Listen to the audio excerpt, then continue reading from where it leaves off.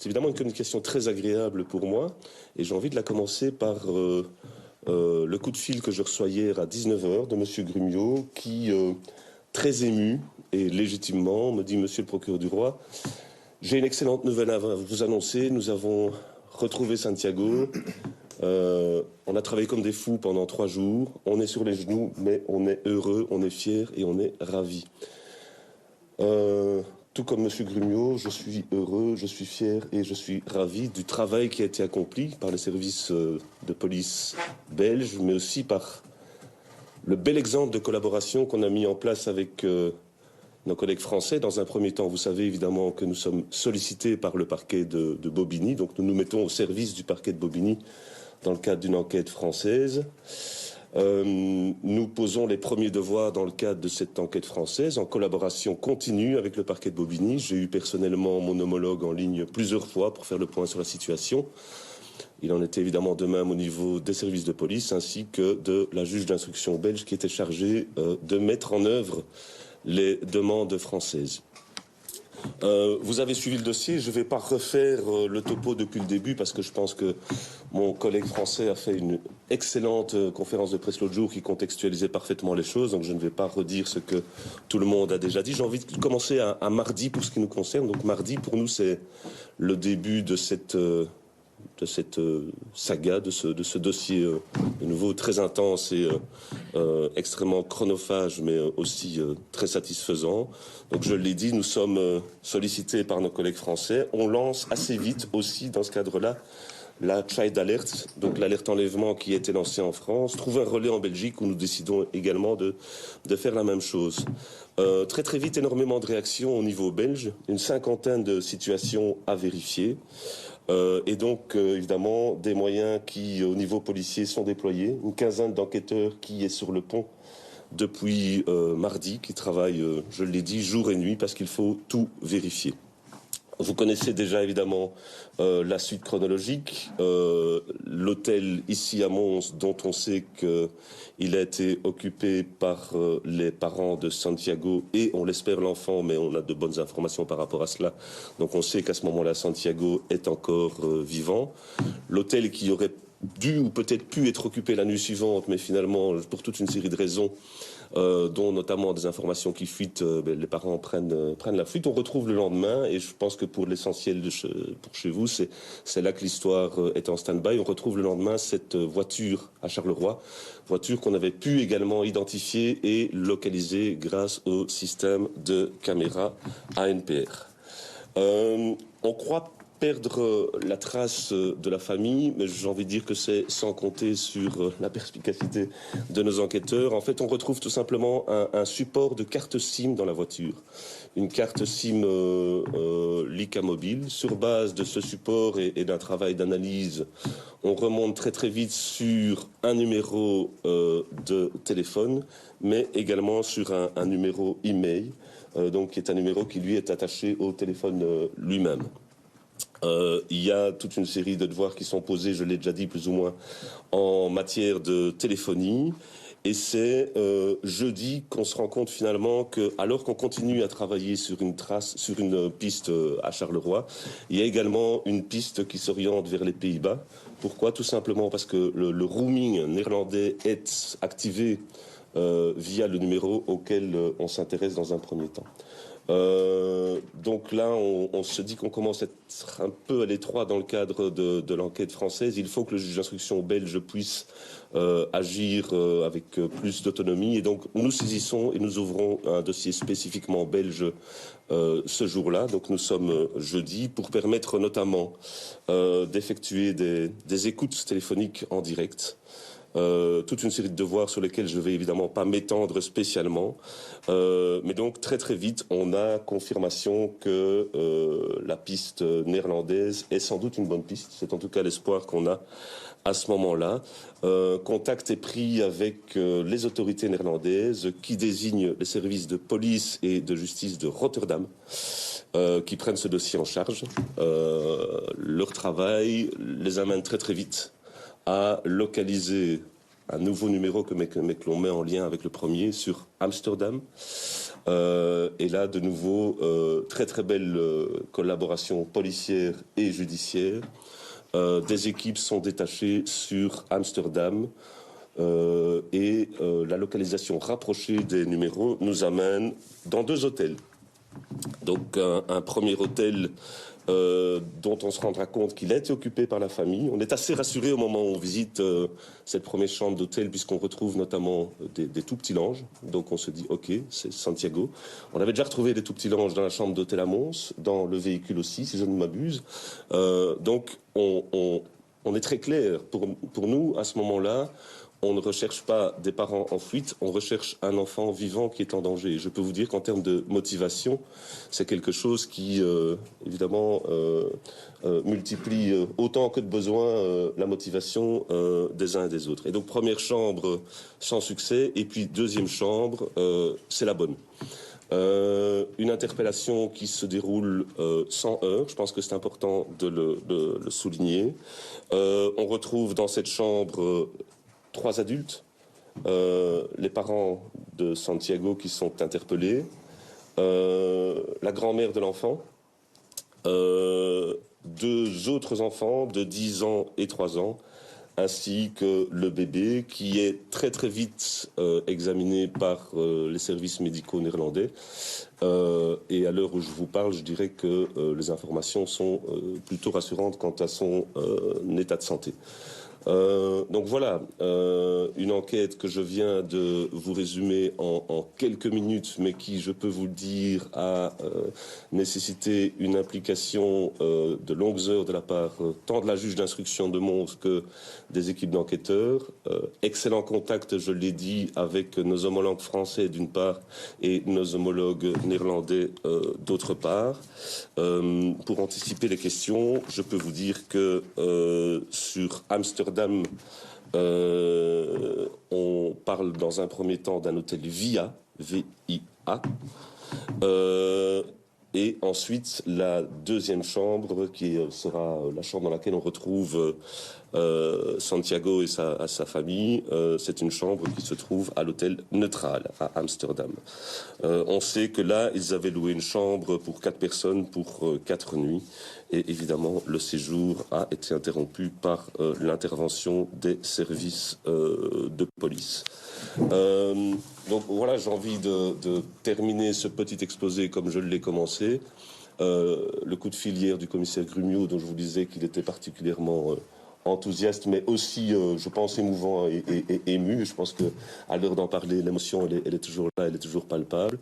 Un super job. Alors je le dis de façon aussi simple que ça, mais c'est du super job. C'est la preuve que quand on veut déployer de gros moyens, on peut travailler ensemble avec nos voisins et que donc l'Europe de la justice et l'Europe policière, elle existe aussi. On devrait parfois s'en inspirer pour d'autres dossiers, mais c'est une autre histoire, effectivement, parce que ici, ça a été fluide, ça a été une réactivité immédiate du côté néerlandais. Je souhaite souligner cela et donc vraiment remercier également nos homologues néerlandais. Ça a été un contact aussi extrêmement fluide avec les collègues français. Au niveau des polices, j'ai souligné évidemment l'implication de la police judiciaire fédérale belge, mais dans le cas de la Child Alert, je vous ai dit une 50aine de situations à vérifier et je peux vous dire que chacune de ces situations a été vérifiée par des polices locales du nord au sud du pays où chacun était au taquet. Donc là aussi, directement un excellent travail. La suite du dossier, allez-vous me dire, la suite du dossier, ce n'est plus une histoire belge et donc ce n'est plus une histoire pour la Belgique. Nous avons un mandat d'arrêt européen émis par les autorités françaises. Nous n'avons pas, dans le cadre de notre dossier, émis de mandat d'arrêt européen pour éviter évidemment de court-circuiter les procédures. Donc la question de la suite, c'est l'exécution du mandat d'arrêt européen par les autorités néerlandaises. Et donc c'est évidemment une question de coopération et d'entraide qui sera mise en place selon le respect évidemment des procédures françaises et néerlandaises. Voilà. Nous nous tenons à votre disposition si vous avez des questions, et notamment s'il y a des questions peut-être un peu plus techniques sur l'aspect policier, le commissaire Grumio se fera un plaisir de vous y répondre. Et s'il n'y en a pas, c'est tout aussi bien. Est-ce que tous les adultes qui étaient à l'hôtel sont arrêtés? Alors, sauf erreur de ma part, les parents sont interpellés et la grand-mère ne l'est pas, elle s'occupe des enfants. Puisque je vous ai dit, il y a évidemment Santiago d'une part, qui lui fait l'objet d'une décision au niveau français, qui par ailleurs devait de toute façon être pris en charge très rapidement au niveau médical. Il y a les deux autres enfants, 3 ans et 10 ans, qui pour l'instant sont effectivement remis à leur grand-mère. Donc les parents ont été privés de liberté. Et qui sont ces deux autres enfants ? Ça, je n'ai pas l'information précise, mais c'est vrai qu'il y a en tout cas la fille est la sœur de Santiago selon les premières informations que nous avions, donc vraisemblablement. Restera à identifier effectivement le lien qui existe entre le plus grand des enfants et le reste de la famille. Est-ce que les parents ont été déjà interrogés? Alors là, je vous dis évidemment, nous on a fait le job. Quelque part, maintenant c'est une histoire, j'insiste vraiment là-dessus, on ne veut pas s'interposer dans l'enquête française plus que nécessaire. On a été sollicité mardi pour exécuter des devoirs sollicités par mon collègue français. Mercredi, on se dit qu'on doit monter à la vitesse supérieure parce qu'on doit déployer des moyens supplémentaires au niveau belge. On veut, je le dis, retrouver un enfant en vie. C'est fait. Maintenant, la suite, et donc ça, c'est peut-être des questions que vous devez poser à Monsieur le procureur de la République de Bobigny, voire aux autorités néerlandaises. Mais là, on est vraiment dans le cadre de la relation franco-néerlandaise. Vous parlez d'informations médicales rassurantes. Est-ce que vous avez eu plus de détails de la part des autorités néerlandaises? Pas à ce jour. Mais les premières informations sont tout à fait rassurantes. L'enfant va bien au moment où il est retrouvé. Il est dans une couverture, il est pris en charge très rapidement et les premiers retours que nous avons sont tout à fait rassurants. Pour un grand prématuré de cet âge-là, évidemment. Donc je veux dire, il y a évidemment cette réserve-là qu'il faut malgré tout émettre. On vous dit que ces jours ne sont pas en danger? Absolument. Est-ce que vous avez une idée combien de temps il faut pour... Parce qu'ils vont en France maintenant? Ça, c'est l'idée, selon le mandat...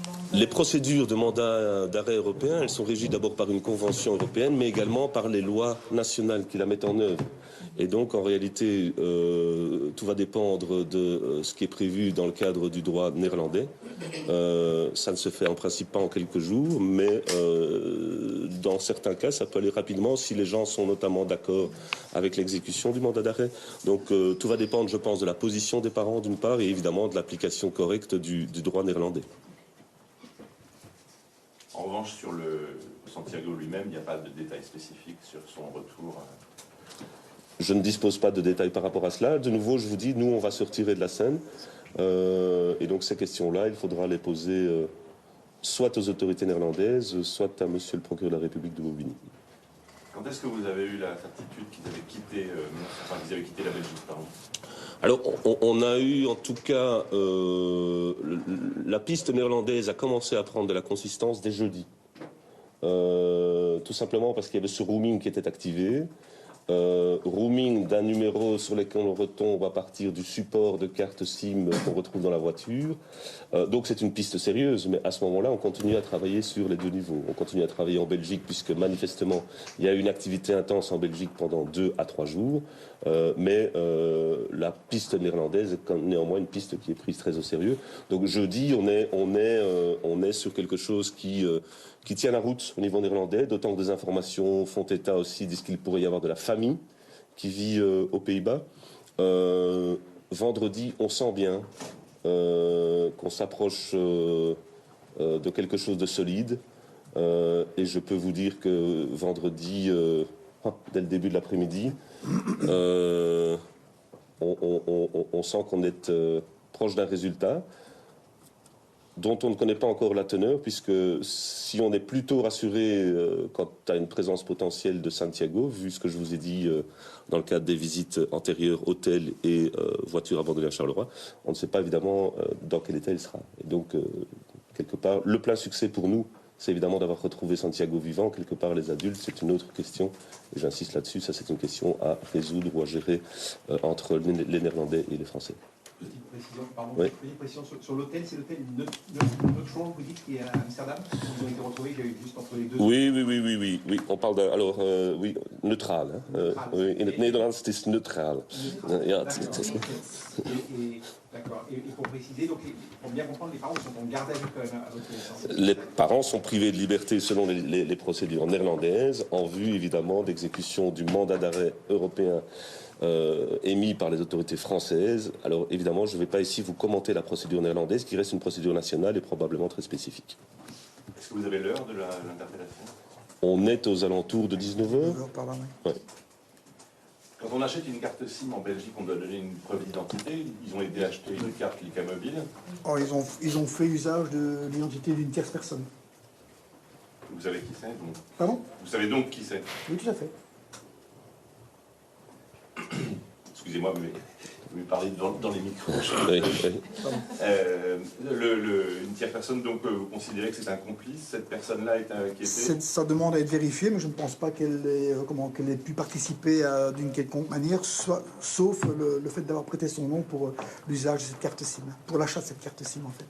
Oui, pour parler de complicité quant aux faits eux-mêmes, il faudrait encore avoir conscience du fait auquel on participe, évidemment.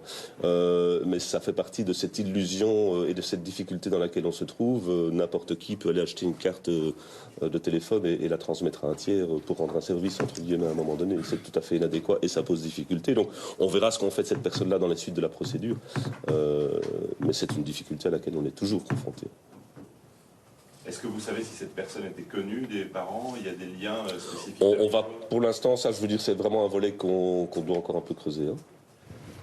Juste d'un point de vue pratique, ils ont pris la carte SIM, enlevé la nano qui était au milieu et laissé traîner le truc dans la voiture, c'est ça? Le reste? C'est le support qui est retrouvé, effectivement. Ouais. Donc ils n'étaient pas très... Je vous dirais que ça nous arrangeait bien. Donc, Je pense qu'on a affaire à des gens qui sont aux aguets et qui agissent dans l'urgence. Hein. C'est un peu ça le scénario qui... C'est une fuite un peu absurde quelque part parce qu'en fin de compte, on voit bien que de gros moyens sont mis en œuvre. De nouveau, qu'est-ce qui les motive dans cette façon de réagir? Là, je pense que sans doute que dans les suites de la procédure française nous en dira plus. Ici, évidemment, essayer de comprendre tout cela à proposer. Est-ce que les parents ont donné une explication pourquoi ils ont pris la fuite? Non, je veux dire, à ce stade-ci, je vous dis non. Alors, de nouveau, les parents sont interpellés. Je pense que la suite immédiate pour eux, c'est l'exécution du mandat d'arrêt. Et puis les Français, vraisemblablement, prendront le relais en ce qui concerne le fond du dossier. Quelque part, la chronologie entre l'hôpital et l'hôtel, nous, on vous la reconstitue sur base des éléments matériels qu'on a pu réunir. On a ici un puzzle dans lequel il manque pas mal de pièces, ce sont les parents qui les ont. Et ça, c'est eux, évidemment, qui les apporteront dans le cadre de la procédure française, s'ils souhaitent s'exprimer, puisqu'évidemment, ils ont aussi des droits par rapport à tout cela. Et est-ce qu'il y a des autres personnes pour les Pays-Bas? Est-ce qu'ils ont de la famille là-bas? Donc il semble qu'il y ait de la famille aux Pays-Bas, néanmoins ce n'est pas dans la famille qu'ils vont se réfugier, c'est quand même dans un hôtel, donc on est toujours dans un scénario de fuite, je disais un fuite un peu absurde, de fuite en avant. Ce qui les motive, je ne vais pas le commenter puisque je ne le sais pas. Pour bien comprendre, c'est un premier numéro, vous avez rattaché à un autre numéro aux Pays-Bas. C'est deux numéros distincts ou pour retracer un peu la chaîne? c'est ça. Expliquez peut-être un peu En fait, en parlant vers le micro. En fait, on va d'abord travailler donc sur la carte SIM qu'on a pu identifier au travers du support découvert dans le véhicule. On se rend compte que durant le laps de temps d'utilisation, il y a une utilisation qui est faite en Belgique. Ensuite, une utilisation, le numéro est mis en stand-by parce qu'il n'y a plus d'activité. Par contre, en travaillant plus en profondeur sur la téléphonie, on va pouvoir identifier qu'il y a eu un roaming vers les Pays-Bas. Donc, ce qui nous laisse penser que à raison, le téléphone se trouve aux Pays-Bas, sans savoir qui en est l'utilisateur. Et vérification faite auprès des collègues néerlandais qui vont être saisis hier dans le courant de la journée, on va pouvoir identifier un numéro de téléphone néerlandais qui est toujours actif là-bas. Et c'est sur base de cette activation que les collègues néerlandais vont intervenir et appréhender les fugitifs. Et comment est-ce qu'ils sont arrivés aux Pays-Bas, vous le savez? Non. Alors on a travaillé énormément par rapport à tenter d'identifier les vecteurs de transport qu'ils utilisaient. Ça a été un travail vraiment très utilisé. C'est pas train, C'est à ce stade, je n'ai pas l'information. Voilà. S'il n'y a plus de questions globales, oui, je dirais encore 2 ou 3 questions. C'est un Allez-y. véhicule, mais à ce stade, je n'ai pas l'information. Voilà. S'il n'y a plus de questions globales, oui, je dirais encore 2 ou 3 questions. Allez-y. Ouais. Le bébé en ce moment, il est où? Il est à l'hôpital? Alors là, on ne va pas vous dire précisément où est le bébé, d'abord parce que moi je ne le sais pas à l'heure où je parle, mais je ne souhaite même pas le savoir parce que je pense que l'essentiel pour ce bébé, c'est d'être pris en charge et d'être maintenant protégé, entre guillemets. Donc là, effectivement, je pense qu'il n'y aura pas de communication sur ce point-là précis. Ok. Oui. Pour conclure, Oui. alors Child Alert, ils 50 Oui. choses que vous avez vérifiées. Oui. Et un des choses, c'était l'hôtel ici à Mons. On a trouvé l'hôtel. Non, l'hôtel, on y est arrivé beaucoup plus rapidement. Donc ça, l'hôtel, on y est, à mon avis, chronologiquement, quasiment avant la Child Alert. Hein. Tout à fait. C'est ça. Alors le Child Alert, à soi-même, n'a pas mené à une... La Child Alert, dans ce dossier-ci, n'a pas mené effectivement à des informations qu'on a pu utiliser. Il n'en reste pas moins qu'on a pu constater, puisqu'on utilise très rarement la Child Alert, hein, c'est quelque chose de tout à fait exceptionnel. Oui. Voilà, ça nous amène à toute une série d'informations. Chaque information dans un dossier comme celui-là, doit être vérifiée, prise au sérieux. Donc chaque information est un travail à accomplir et qu'on accomplit, j'ai envie de vous dire, tout à fait volontiers, puisque je rappelle, on est, et c'est quelque chose qui motive tout le monde, on est à la recherche d'un enfant vivant. C'est vraiment ça l'objectif, on a un grand prématuré dont les jours sont en danger, on a quelques heures ou quelques jours devant nous, on met le paquet, avec les résultats qu'on connaît aujourd'hui. Et l'hôtel, vous l'avez trouvé comment? Ça, c'est les autorités néerlandaises qui, par un système... Non, pardon, l'hôtel de Mons. L'information provenait des collègues français dans le cadre de la décision d'enquête européenne, sachant que potentiellement les fugitifs avaient occupé un hôtel dans la région montoise et possiblement une hospitalisation dans la région de Charleroi. Et en travaillant sur les hôtels montois, on a pu retomber sur l'hôtel dans lequel ils avaient séjourné ici à Mons. De nouveau, vous voyez que c'est vraiment un passage de relais, hein, cette enquête. À tout moment, je veux dire, c'est vraiment les informations qui sont transmises par les Français aux Belges, on les rétrocède d'autres informations, on échange, on avance.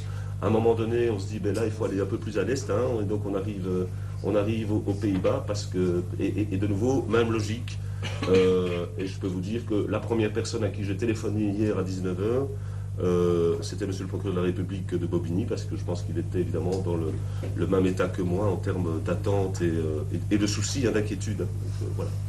Ils n'ont jamais utilisé d'agents faux. Pas à notre connaissance, à ce stade-ci, l'enquête ne le dit pas en tout cas. Est-ce que j'ai bien compris les parents, on a eu des sont écoutés Il y a eu à un moment donné des écoutes en temps réel sur le numéro retrouvé grâce à la carte LICA dans la machine. Et c'est là-bas qu'on a parlé du nom de l'hôtel? Non, ça c'est vraiment les écoutes dans un premier temps. Le nom de l'hôtel, c'est grâce... on a maintenant des systèmes de localisation qui sont quand même suffisamment précis, hein, pour pouvoir effectivement nous dire, là on est dans une zone qui à quelques mètres près nous permet de localiser un téléphone, pas quelqu'un mais un téléphone. Voilà, merci à tous. Si nécessaire, on peut faire des faces caméra, mais faites-le relativement court ou essayez de le faire ensemble alors, parce que vous êtes nombreux. Arrangez-vous.